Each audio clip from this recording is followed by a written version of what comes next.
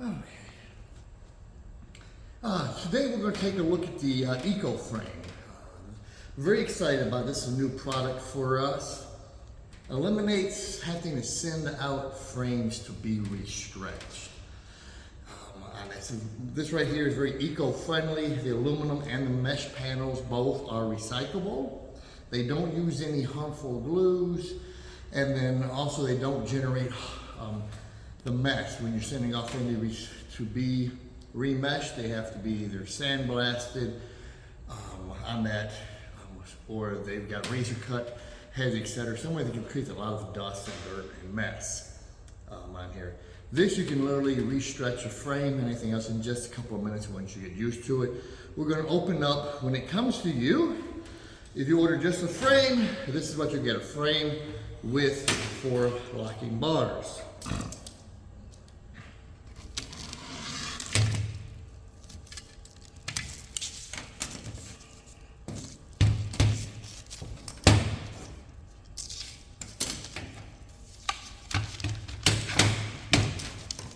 Locking bars are 2 different sizes because our frame is a 20 by 24, so we have 2 long and 2 short. All the bars, other than the length, are identical. They have on the bottom side, we've got notches, angles, and little ledges here. The top part, we've got a groove, which is where our locking strip goes in. Then we have a flat and a tapered edge on here. They rest on these, the top ledge.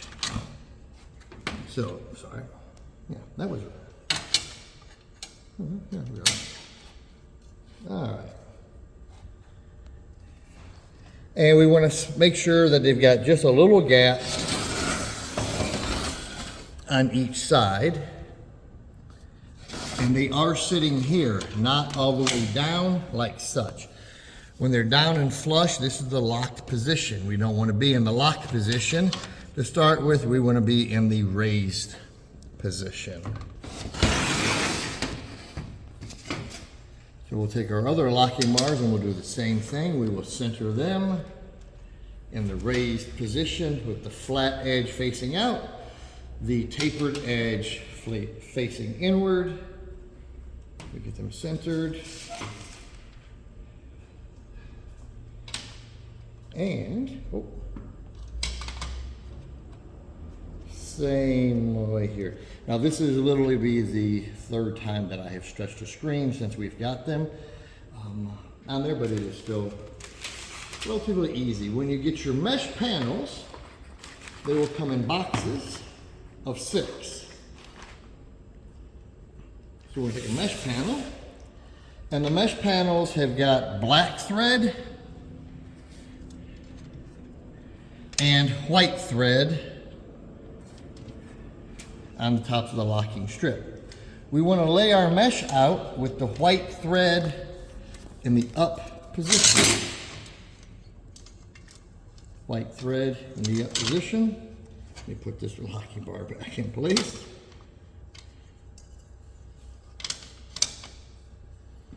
White thread in the up position.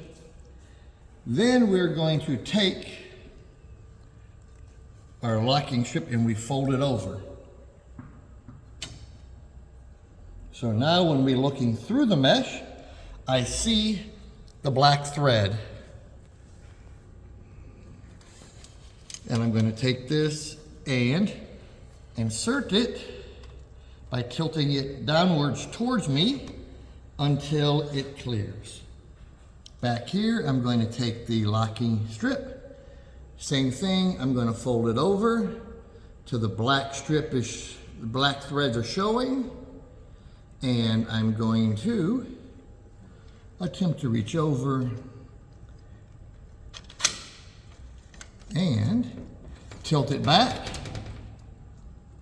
The strip goes in, keep pushing, and it will eventually clear and fall in. You want to make certain that it's relatively centered on your locking strips are centered inside the bars, and the bars are relatively centered inside of here.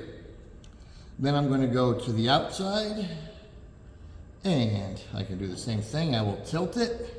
Black threads are facing up. Push into the downward direction, and it locks in place. This side, I'm going to fold over. I've got I can see my black threads. Now here I have to start at one end because it's getting a little snug. I get that end in, and I just slowly work my way down the frame, tucking the locking strip in. As you can see now, we're getting just a little bit of tension, not too much. Now, if you order these as a kit, it's going to come with the tool. If not, the tool is sold separately as well on here. I'm going to take the stretching tool and this front angled tooth, the front bevel tooth. This goes down into that groove where we just stuck our locking strip. And I put a hand back here just to make sure that that bar does not move while I stretch this bar into place. Now, if you'll look, you'll see that bar is now flush. It was in a raised position. It's now been drawn backwards and locked into position. Bring the frame around to the side, and the same thing, tilt this up, looking for that tooth to lock into the locking bar, get centered. Once I'm centered, I will reach across and just slowly pull and snap in place. One more time, we're going to repeat the process for the short end. We're just going to get centered, get that tooth locked in place. Reach back here, hold it.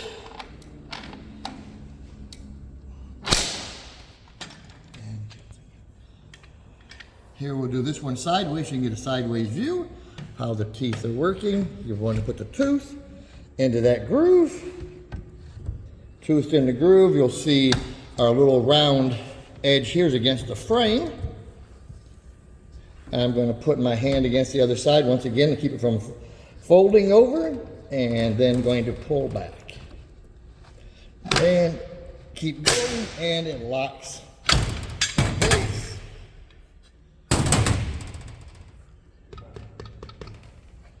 Now we'll check our tension on our 230 mesh, and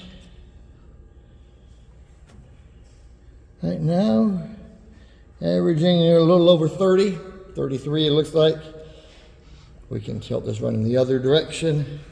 At an angle, when you're checking tensions, you want to check them at an angle. Once again, you can see that we are very tight. This is a very nice frame, very easy to stretch on there. The process to remove it is just as simple. I'll use a screen that I've already stretched. Just 1 second.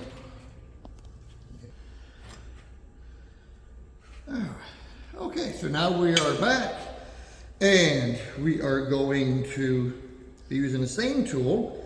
Remember earlier I said we're going to be using this sharp tooth.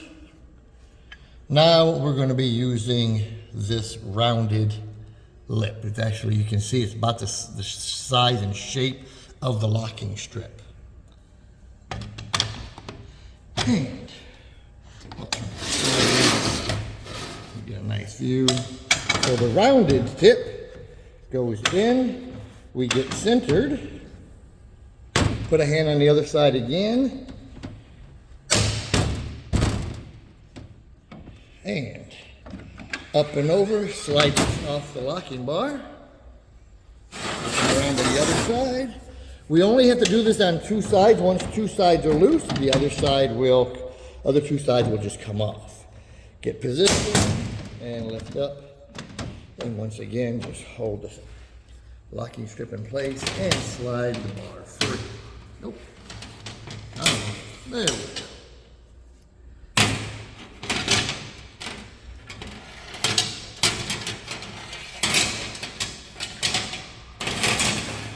And slide the panel out.